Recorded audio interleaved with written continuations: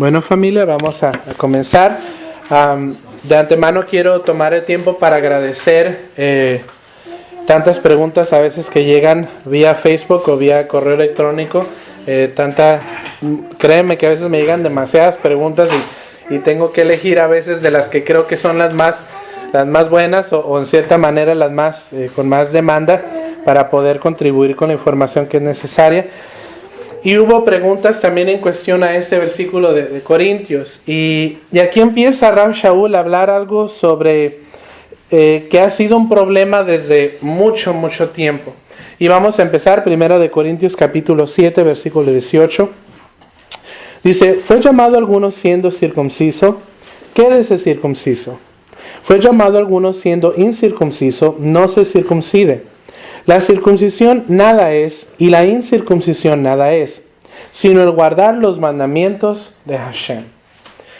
Aquí, hermanos, está tocando un tema que ha afectado a la comunidad de creyentes por mucho tiempo. Y la gran pregunta es, ¿qué soy? ¿Soy judío? ¿Soy gentil? ¿Soy gersadik?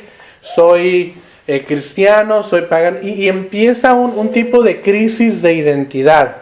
Y créanme, hermanos, que yo me he quedado perplejo de personas que empiezan a buscar su identidad, la buscan en esta teoría, la buscan en esta otra teoría, la buscan allá, la buscan, y de repente, hermanos, se encuentran con una mezcolancia de tantas cosas que a la última hora dicen, ni fu, ni fa, ni aquí, ni de allá, ahora sí, como la India María, ni aquí, ni allá. Yo me quedo en mi casa, me siento solo porque estoy más confundido, ya no sé si son peras o son manzanas. Y llega una confusión completamente esta persona. Y a mí me gustaría aclarar realmente la crisis de identidad que hay entre muchos hermanos, y lo voy a decir, entre muchos judíos mesiánicos. Porque muchos dicen, es que ¿por qué el término judío mesiánico? Y ahorita vamos a explicar esto. Para empezar, hermanos, esto se aplica a una crisis de identidad y la pregunta es, ¿qué soy? Bueno, aquí tenemos tres tipos de clasificaciones de personas en las que cabe todo el mundo. Por eso quiero ser muy claro. Una, judío. Y ahorita vamos a hablar de qué es un judío. Judío, después tenemos al gentil o al goy, y voy a aclarar cuál es la diferencia entre nosotros y los gentiles, aunque unos crean que somos o que no somos gentiles, pero ahorita en base a definiciones se lo voy a dejar a su criterio. Entonces hay judíos, hay gentiles y hay ger sadik, extranjeros, justificados o extranjeros piadosos. Hay tres tipos de personas: el judío, el gentil y el ger sadik. Y los tres, hermanos, son afectados en el ambiente espiritual y también se los denomina también el aspecto físico o el aspecto de raza o de genes, digámoslo. Una es la condición y otra es la denominación.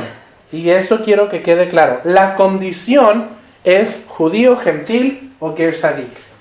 Y la denominación, ya quiero ser un poquito más claro con esto. Bueno, cuando hablamos de denominación, hay cristianos, hay católicos, hay mormones, hay testigos de Jehová, hay judíos mesiánicos. Entonces, la condición no tiene que ver nada con la denominación.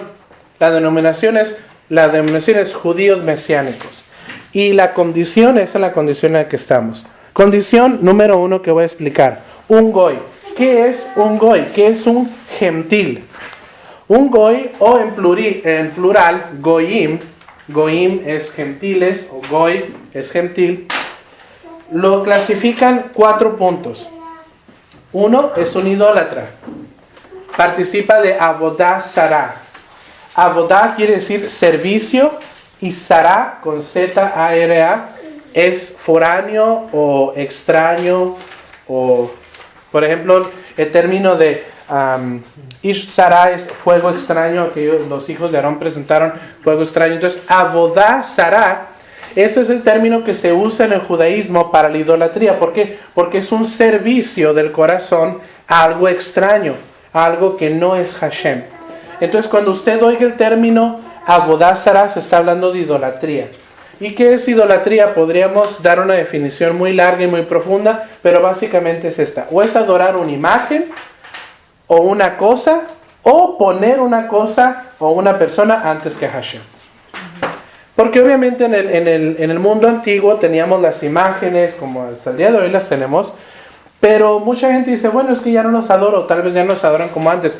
Pero aún, hermanos, el hecho de que usted ponga ciertas cosas antes que a Hashem, está creando Avodah Zarah, porque le está sirviendo algo foráneo, algo extraño, le está completamente dedicando su vida. Entonces ya no necesariamente tiene que ser una imagen o un muñeco o un mono, ya puede también implicarse a cosas de la vida, a poner algo antes de Hashem. Entonces los goyim o los goy son idólatras. Número 2, practican paganismo e inmoralidad. ¿Y por qué es diferente esto a la idolatría? Porque mucha gente no practica idolatría, pero sí practica de actos paganos o de cosas inmorales. Número 3, no reconocen al Dios de Abraham, de Isaac y de Jacob. No lo reconocen como el único Dios. Entonces, muchos dicen, bueno, esto está ligado con la idolatría. Sí, hasta cierto punto. Hay gente, hermanos, el diablo sabe quién es Hashem. Hay mucha gente que sabe quién es Adonai, pero decide practicar paganismo, decide practicar idolatría, Avodah Zarah o inmoralidad. Y número 4, son físicamente o genéticamente de las naciones. Esto es lo que clasifica a un goy o a un gentil.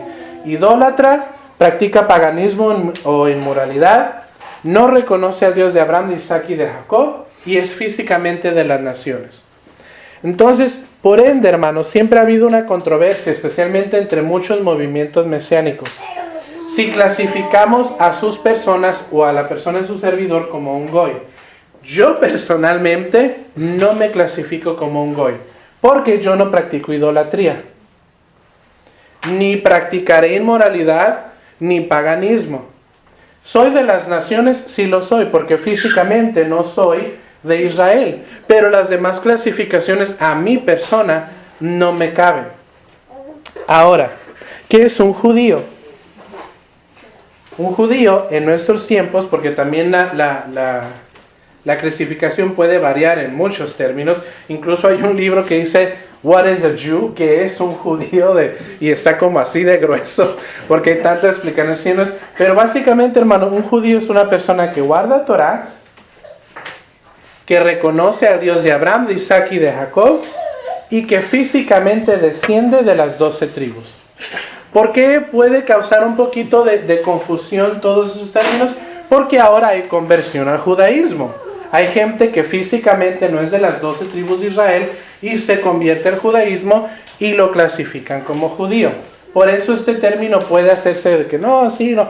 Pero así, en claro y natural, un judío es una persona que guarda Torah, que reconoce al Dios de Abraham, de Isaac y de Jacob, y que físicamente es descendiente de las 12 tribus de Israel, que es una persona judía.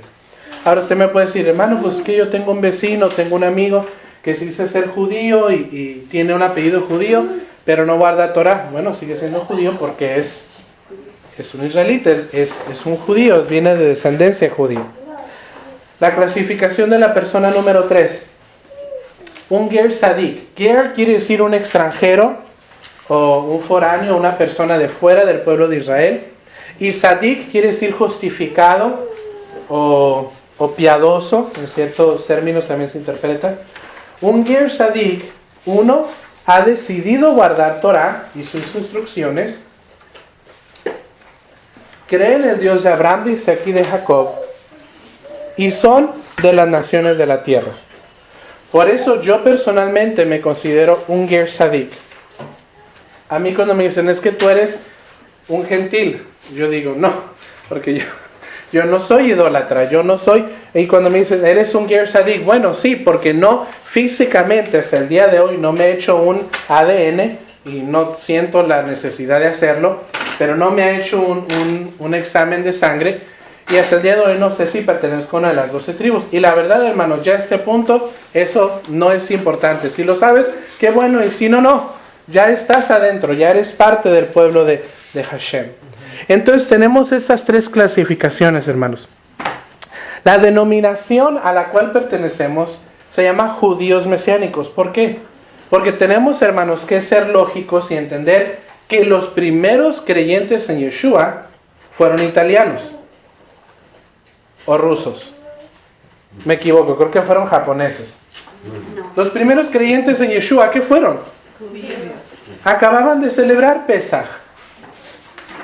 Incluso Yeshua se le acerca, mírame, y le dijo, no me toques.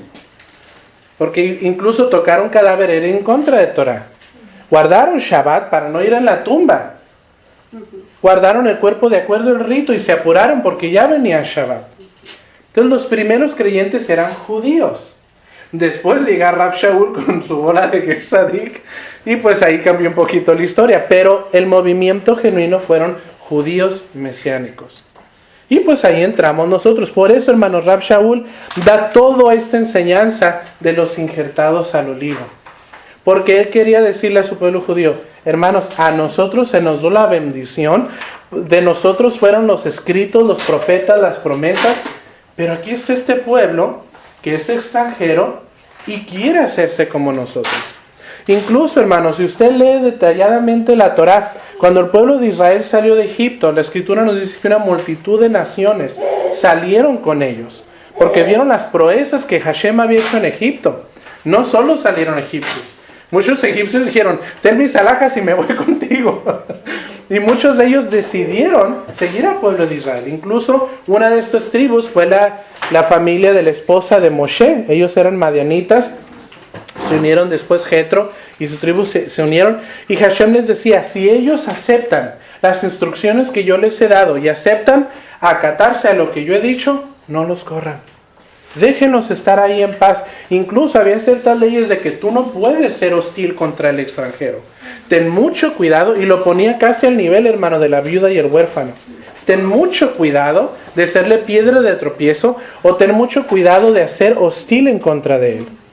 Entonces, hermanos, obviamente entendemos que judíos mesiánicos viene porque el primer movimiento al cual pertenecemos fueron judíos. Si alguien me ayudaría a leer Juan 4:22.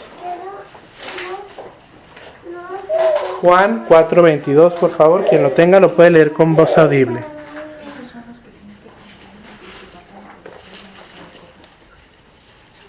Juan 4:22. Ajá. Vosotros adoráis lo que no sabéis.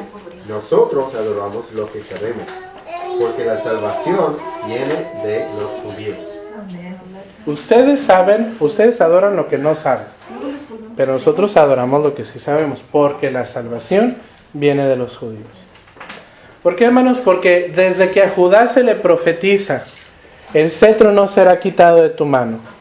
Y Shiloh, el que trae la paz, descenderá de ti. Y empieza a ver todas estas profecías en cuanto al hijo de David, que nos iba a separar el reino. Y desde ahí, hermanos, empieza la profecía de que de Israel iba a salir la salvación para las naciones. Me impresiona a veces oír a la gente y dicen, ay, sí, Jesús nació en Belén, el niño Dios. Y les preguntas, ¿y dónde está Belén? Pues por allá. ¿Pero en dónde? Por allá, por aquellos lugares de por allá. ¿Pero en dónde? Y ya cuando les dices, ¿sabías que era judío y sabías que nació en Israel? Y se queda como dicen en inglés, como un venado enfrente de un troque, así nomás con los ojos peludos. No saben, hermanos. Y desafortunadamente esto fue algo que desvió a la gente a entender mucho de la verdad. Y cuando nosotros entendemos de dónde viene nuestra salvación y cuáles son sus fundamentos, llegamos a entender nuestra posición y nuestra identidad. Sí, físicamente tal vez no soy judío, pero eso no es un problema, porque yo he decidido injertarme al olivo a través de Yeshua el Mesías y ahora soy parte de él. La manera, hermano, de explicarlo de una manera también, porque yo sé que tal vez mucha gente usted le dice, pero ¿por qué eres judío mesiánico? Tú no eres judío, eres mexicano y tienes el nopalote en la frente. Y surgen muchas veces estas explicaciones. Y uno le puede decir, bueno, mi denominación es judíos mesiánicos porque los primeros fueron judíos, pero yo soy un Ger Sadik. Yo soy un extranjero justificado. Y ahora, hermanos, nos da una completa luz diferente al versículo donde dice, justificados pues por la fe. Nosotros no éramos del pueblo, pero nuestra fe nos justificó delante del Padre, porque creímos, Él es el Mesías, Él es la salvación de Israel, Él es el ungido, Él es el que viene a bendecir mi vida, y por ende yo ahora me injerto al olivo y soy parte de esta comunidad. Entonces por eso somos justificados en cierta manera. Este término, hermanos, aún en medio de Israel se usa. Los judíos o los israelitas usan mucho el término Ger Sadik para gente que no es judía pero hace cosas buenas, por ejemplo, porque tal vez lo van a oír allá afuera. Cuando fue la historia del Holocausto, cuando fue el genocidio de la matanza de miles y millones de judíos en la Alemania nazi, hubo muchos creyentes que escondieron a judíos y salvaron sus vidas, y el Estado de Israel los declaró Ger Sadik, porque fue gente que decía, esto no está bien. Y los escondieron y los mantuvieron con vida hasta que fueron algunos de ellos poder ser liberados, algunos desafortunadamente no. Pero realmente fue gente de las naciones que hizo actos de justicia. Entonces, hermanos, entendiendo esto, cuando habla de la circuncisión y de no tener la circuncisión, aquí Rav Shaul nos dice, lo que es importante ya es guardar los mandamientos del Señor. ¿Y por qué, hermanos? Porque si vemos bien este pasaje, muchos de nosotros que somos Ger Sadik no tuvimos la opción si queríamos o no queríamos la circuncisión. Cuando nacimos no le dijiste, papá, no se te va a olvidar, a los 8 días necesito el Brit Milá. Y ve juntando las monedas de plata porque se los tienes que dar a un kohanim, a un sacerdote. No tuvimos la opción. Algunos nacieron en lugares donde sí lo hicieron, en otros no. Y esto, hermano, estaba creando una crisis de identidad. ¿Por qué? Porque dentro del pueblo había aquellos que decían, ¿estás circuncidado? No. Hazte para allá. Siéntate, ahí quédate. Yo me voy a hacer para acá. Y empezaba a crear una división entre de ellos. Por eso Rav Shaul habla mucho de los de la circuncisión, porque se enfatizaban mucho en eso. Y la mayoría de ellos, hermanos, históricamente eran gente de las naciones que quisieron acercarse al Dios verdadero, pero en ese tiempo no estaba Yeshua. Y la única manera de acercarse al Dios verdadero era a través de la circuncisión.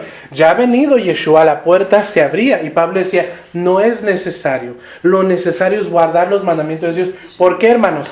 Porque aún la Escritura lo dice, no es judío el que lo es físicamente, sino en el interior. Por eso aquí Rav Shaul dice, ¿por qué? Porque lo importante es guardar los mandamientos del Señor. Incluso lo dice Rav Shaul en otro pasaje. Dice, ¿de qué te sirve tu Brit Milá? ¿De qué te sirve tu circuncisión si no guardas Torah? Porque el que guarda Torah y no está circuncidado, te puede juzgar a ti. Entonces, lo que realmente aquí se está hablando es Haderech. ¿Qué camino andas? ¿Cómo andas caminando? ¿Caminas como Goy, como gentil? ¿O caminas como Ger Sadik? ¿O caminas como uno que ha sido justificado delante del Señor? Entonces aquí, hermanos, no está hablando necesariamente del acto, sino de la condición de la persona. Porque realmente, hermanos, aún entendemos que en la Torah habla de la circuncisión del corazón.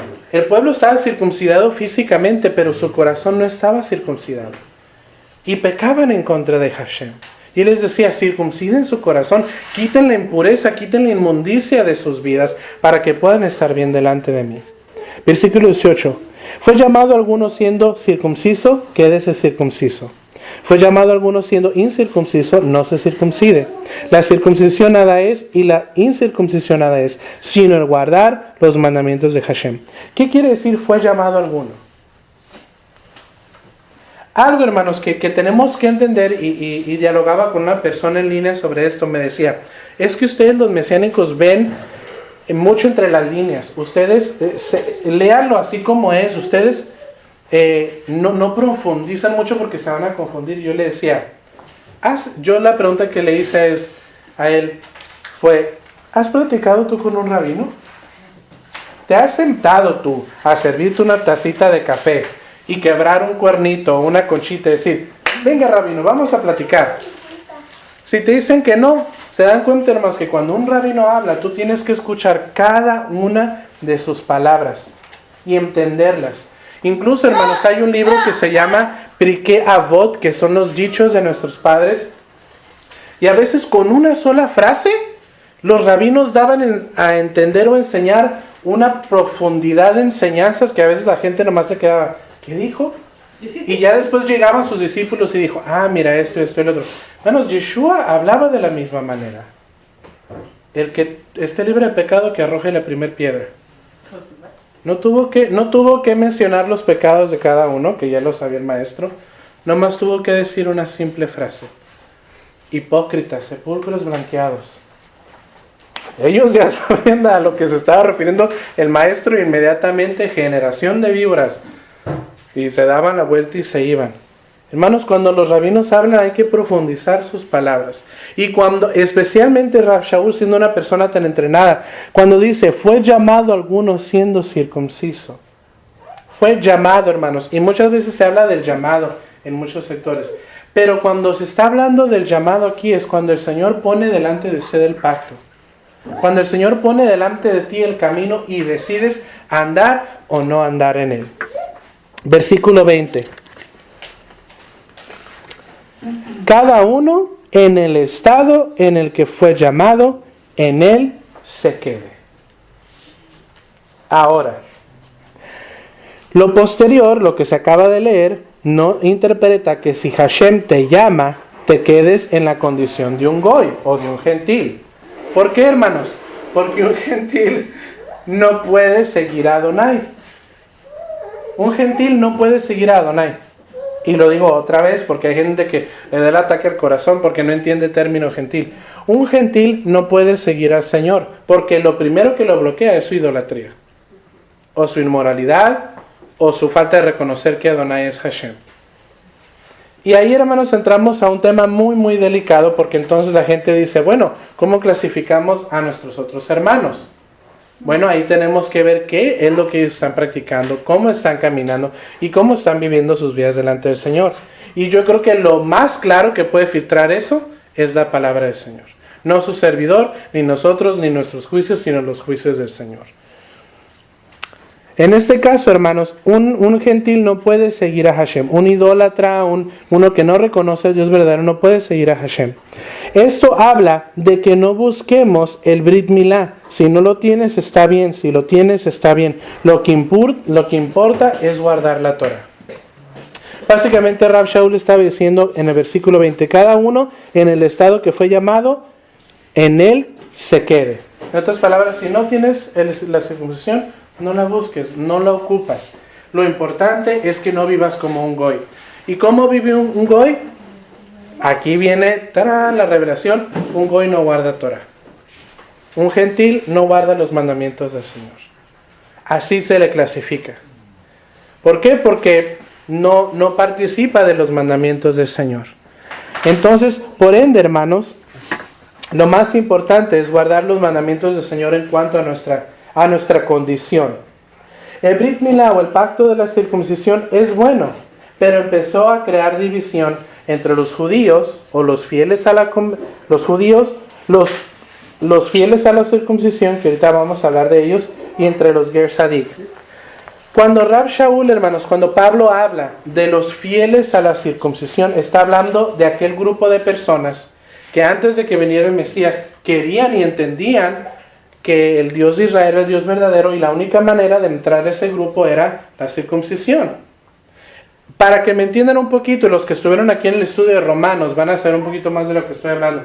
Cuando una persona en Israel llegaba a la sinagoga, inmediatamente lo querían. ¿Cuál es tu condición? No, yo soy judío. Ok, pasa.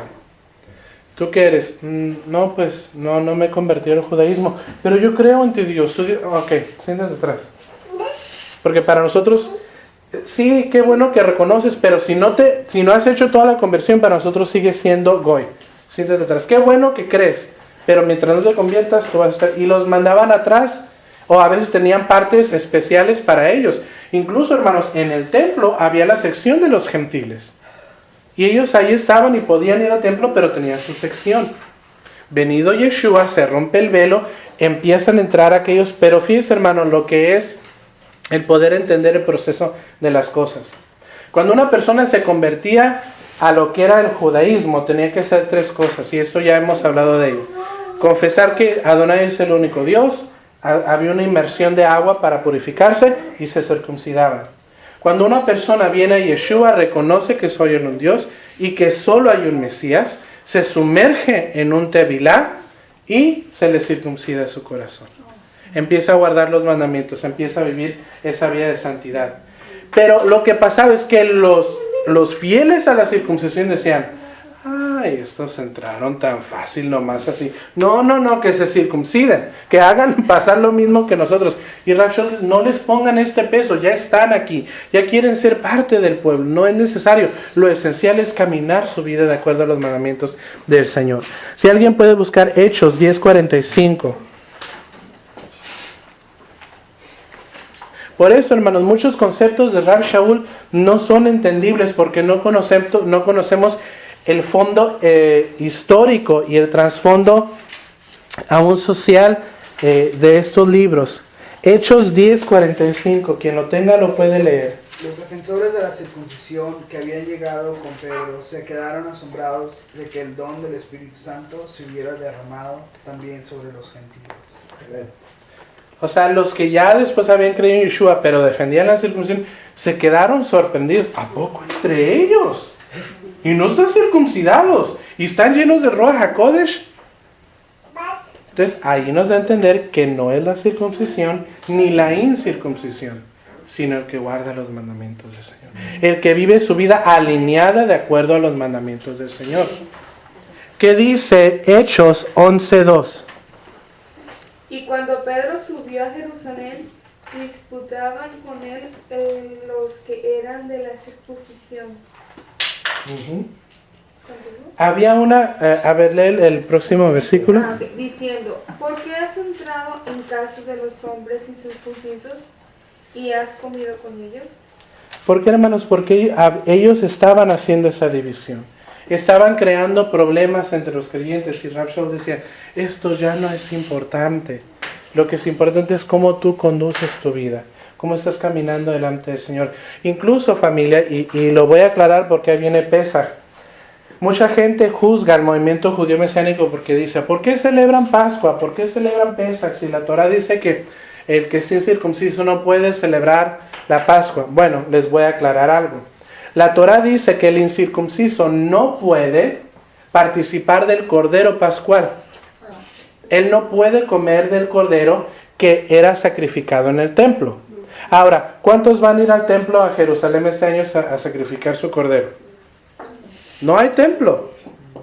Desde el año 70, desafortunadamente, fue destruido el templo. Entonces, ahora podemos celebrar el Seder, pero no tenemos cordero porque no hay templo.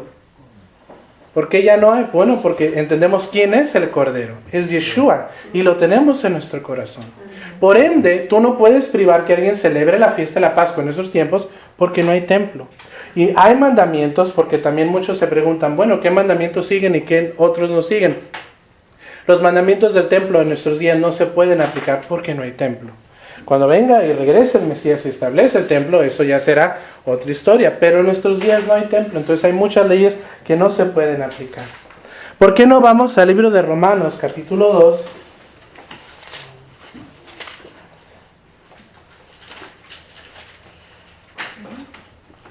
Romanos, capítulo 2, y vamos a estar leyendo del 25 en adelante. Amén.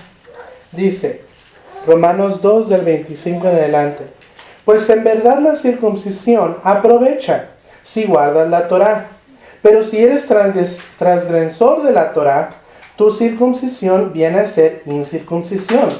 Si pues el incircunciso guardare las ordenanzas de la Torá, ¿no será tenida su incircuncisión como circuncisión? Y el que físicamente es incircunciso, pero guarda perfectamente la Torá, te condenará a ti, porque con la letra de la Torá y con la circuncisión eres transgresor de la Torá. Pues no es judío el que lo es exteriormente, ni es la circuncisión la que hace exteriormente en la carne, sino que es judío el que lo es en interior. Y la circuncisión es la del corazón, en ruach, no en letra, la alabanza de la cual no viene de los hombres, sino de Hashem. ¿Quieres recibir alabanza de Hashem? Obedécele. Guarda sus mandamientos, así de fácil. Que no quiera venir alguien a poner una piedra de tropiezo delante de ti. Y de todo eso se trata, hermanos, esta carta. Porque se le estaba poniendo muchos impedimentos a la gente a acercarse al Señor. Dice, versículo 21. Fuiste llamado siendo esclavo, no te dé cuidado. Pero también si puedes hacerte libre, procúralo más. Porque el que en Adonai fue llamado siendo esclavo, liberto es de Adonai. Asimismo, el que fue llamado siendo libre, esclavo es de Mashiach. Por precio fuisteis comprados, no os hagáis esclavos de los hombres. ¿Por qué entra drásticamente Rab Shaul a hablar de esto? Porque esto, hermanos, era un problema que estaba afectando a la comunidad. En Corintio, como hablamos en la introducción, había un gap, una separación social muy grande. Y incluso, para los que no saben, tanta era la diferencia que las mujeres en aquel tiempo, si eres una mujer rica, tenían la tendencia a incrustarse perlas en el trenzado del cabello. Entonces muchas veces cuando llegaban los creyentes a las sinagogas y veían que tenían dinero, los pasaban en los mejores lugares donde los iban a dar aliyá y los iban a pasar. Y cuando eras pobre decían, no, esclavo, no, quédate acá atrás. Y Rab Shaul decía, no, hermanos, esto ya no existe, ahora son ejad, ahora son un pueblo, ámense el uno al otro. Entonces por eso, después de la primer problema que causaba división, que era la clasificación de personas, ahora Rab Shaul empieza a hablar de la esclavitud que afectaba a la sociedad en esos tiempos. Incluso, hermano, como ya lo he dicho en otras ocasiones, la cultura bíblica o los que guardaban Torah o los judíos eran la única nación de ese tiempo en donde el esclavo tenía derechos. En ninguna otra sociedad el esclavo tenía derechos. El griego, el romano, el sirio, el que tú quisieras podía matar a su siervo y era como deshacerse de un zapato. Y de acuerdo a la Torah, si tú herías a tu siervo, lo tenías que ser libre por esa herida que le habías hecho. ¿Qué nación tenía leyes tan justas como Israel? ¿Por qué? Porque el Señor se las había dado. Incluso, hermanos, aquí se cree, muchos comentaristas judíos mesiánicos dicen que aquí se nos prohíbe o da la prohibición Rab Shaul de hacer de gente esclavos. Porque dice en la última parte, por precio fuisteis comprados, no os hagáis esclavos de los hombres. Se cree que aquí Rab Shaul estaba dando una regla rabínica a la comunidad mesiánica y dijo, ustedes como judíos mesiánicos no deben de tener esclavos. No es correcto. Bueno, en nuestros días, Baruch Hashem, no lo vivimos tanto, aunque sabemos que desafortunadamente en nuestra nación se practica un tipo de esclavitud, pero no creo que nadie aquí tenga un esclavo en su casa, ¿verdad? Y si lo tiene, pues déjenlo libre, porque no puede tener esclavos. Y esto también habla de la inmoralidad, hermanos, que se vivía en ese tiempo en cuanto la esclavitud. Incluso, hermano, hay muchas cosas que ya no se hacen hoy, pero que si hicieran de acuerdo como lo dice la Torah, fueran buenas. Por ejemplo, de acuerdo a la Torah, si hay monarcas, si hay reyes, está bien, pero debe de haber un sumo sacerdote que esté conectado a Hashem y él lo debe elegir. Puede haber esclavitud, siempre y cuando sea de acuerdo a la Torah. Hay muchas cosas que en nuestro tiempo ya no se practican, pero si se practicaran de acuerdo a la palabra, hermanos, fueran perfectas. ¿Saben por qué? Porque la palabra del Señor es perfecta. Porque sus mandamientos son buenos. Y si el hombre se acatara a lo que dicen los mandamientos del Señor, otra vida viviríamos. Pero bueno, nos tenemos que acatar al gobierno en el cual vivimos, aunque no nos guste. Versículo 24. Cada uno, hermanos, en el estado en que fue llamado, así permanezca para con Hashem. 25. Ahora ya está entrando un poquito a otras preguntas, hermanos. En Corintio a pobre Rab Shaul le aventaban una tras otra pregunta. Ahora entiendo a Rab Shaul cuando me llegan en un día 24 preguntas y tengo que hacer muchas de ellas, borrarlas de mi correo, pero a Rab Shaul me imagino que le llenaban cartas y cartas de preguntas. Aquí está contestando en una de ellas. Dice, en cuanto a las vírgenes, no tengo mandamiento de Adonai. En otras palabras, hermanos, él ahí, esta frase tan pequeña, nos da a entender que Rab Shaul por medio de sus cartas a veces también les enseñaba Torah. De acuerdo a la Torah esto y esto y esto, pero esto otro yo se los aconsejo. 25. En cuanto a las vírgenes, no tengo mandamiento de Adonai, o sea, no les voy a instruir nada de la Torá, mas doy mi parecer, como quien ha alcanzado misericordia de Adonai para ser fiel. Tengo pues esto, por bueno a causa de la necesidad que apremia, que hará bien el hombre en quedarse como está. Está ligado a mujer, no procure soltarse. Está libre de mujer, no procure casarse. Más bien si te casas, no pecas. Y si la doncella se casa, no peca. Pero los tales tendrán aflicción de la carne, y yo os la quiero evitar. Cuando yo empecé a buscar, hermanos, comentarios acerca de estos escritos, me di cuenta que en el tiempo de Rav Shaul había una teoría muy intensa de que Yeshua iba a regresar inmediatamente. Y muchos de ellos incluso ya estaban enseñando el no casarse. Y Rav Shaul decía, bueno, no cometen pecados si se casan, y si no se casan, pues está bien, conságrense al Señor. Pero mucha de esta tensión en cuanto al matrimonio era porque había una teoría de que Yeshua iba a regresar muy pronto. Ellos, como vieron los milagros de Yeshua casi palpables, ellos creían que él iba a volver inmediatamente. Y muchas de las esperanzas estaban a fuego vivo y creían, pues ¿para qué nos casamos? Pero Rav Shaul decía, no, es mejor que se casen porque realmente no sabemos a qué horas va a venir su reino. Entonces, básicamente aquí Rav Shaul estaba diciendo, si puedes dedicarte al servicio de Hashem, mucho mejor. Si no puedes, está bien, cásate, no pecas. Versículo 29. Pero esto digo, hermanos, que el tiempo es corto. Resta pues que los que tienen esposa sean como si no la tuviesen, y los que lloran como si no llorasen, y los que se alegran como si no se alegrasen, y los que compran como si no poseyesen, y los que disfrutan este mundo como si no lo disfrutasen, porque la apariencia de este mundo se pasa.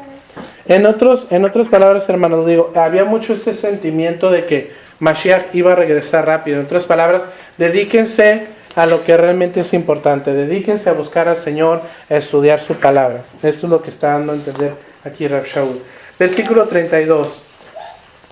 Quisiera pues que estuviese sin congoja. El soltero tiene cuidado de las cosas de Adonai, de cómo agradar a Adonai. Pero el casado tiene cuidado de las cosas del mundo, de cómo agradar a su mujer. Hay asimismo diferencia entre las casadas y la doncella. La doncella tiene cuidado de las cosas de Adonai para ser santa, así en cuerpo como en espíritu.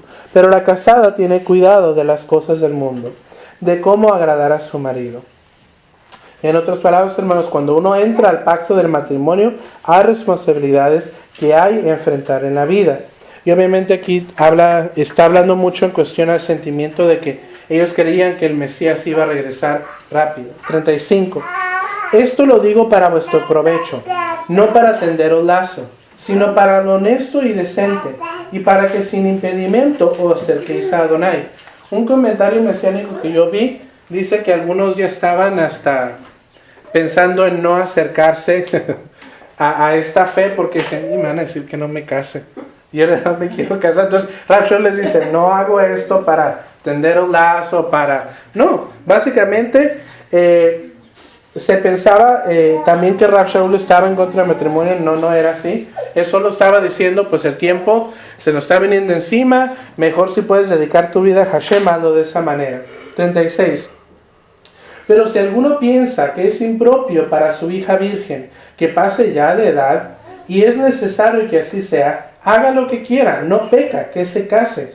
Pero el que está firme en su corazón sin tener necesidad, sino que es dueño de su propia voluntad y ha resuelto en su corazón guardar a su hija virgen, bien hace. De manera, el que la da en casamiento hace bien y el que no la da en casamiento hace mejor. Esa frase, sin tener necesidad, se habla mucho, hermano, de que en ese tiempo por las doncellas se daba dote. Y muchas veces, si tú tenías muchas hijas, cuando las entregabas en matrimonio, al padre se le daba un dote.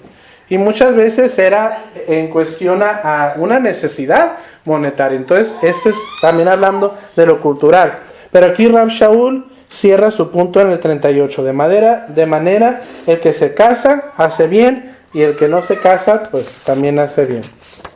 En otras palabras, aclarando que él no esté en contra del matrimonio. 39. Ya para cerrar este capítulo. La mujer casada está ligada por la Torá mientras su marido vive. Pero si su marido muriere, libre es para casarse con quien quiera, con tal que sea en Adonai. Pero a mi juicio, más dichosa será si se quedare así. Y pienso que también yo tengo el espíritu de Hashem. Aquí está hablando a las viudas. Básicamente, aquí la ordenanza es viuda. Si te vas a casar, te tienes que casar con un creyente. No hay vuelta de hoja. Y si no te casas, pues mucho mejor. Pero incluso, hermanos, se daba una edad a las viudas jóvenes y se les decía que ya después, se cree que era entre los 40 y 50 años, era necesario que se casaran por la situación sociológica que vivían en ese tiempo, en donde la mujer no tenía ni voz ni voto. Y ya cuando eran mayores eran acogidos por sus hijos y ellos las protegían. Pero cuando eran vírgenes jóvenes, Rav Shaul en cierta manera decía, bueno, pues si se casen, no se casen con un goy. No se casen con un idólatra, cásense con un creyente. Por eso dice, con tal que sea en el Señor, en Adonai. Entonces, qué impresionante, hermanos, es desglosar todos estos versículos, versículo por versículo, porque realmente leer el contexto del Brit Hadashah, del Nuevo Testamento, como ya lo hemos compartido, es conocer realmente a quién se le está escribiendo, por qué se le está escribiendo y cuándo se le está escribiendo. Porque realmente leer el Brit Hadashah sin un fundamento histórico es un libro muy mal interpretado que le hemos visto hasta nuestros días, en donde tantas doctrinas y teorías han salido solo por un versículo. Pero pues Hashem nos da entendimiento para poder profundizar cada uno de ellos. Amén. Vamos a orar.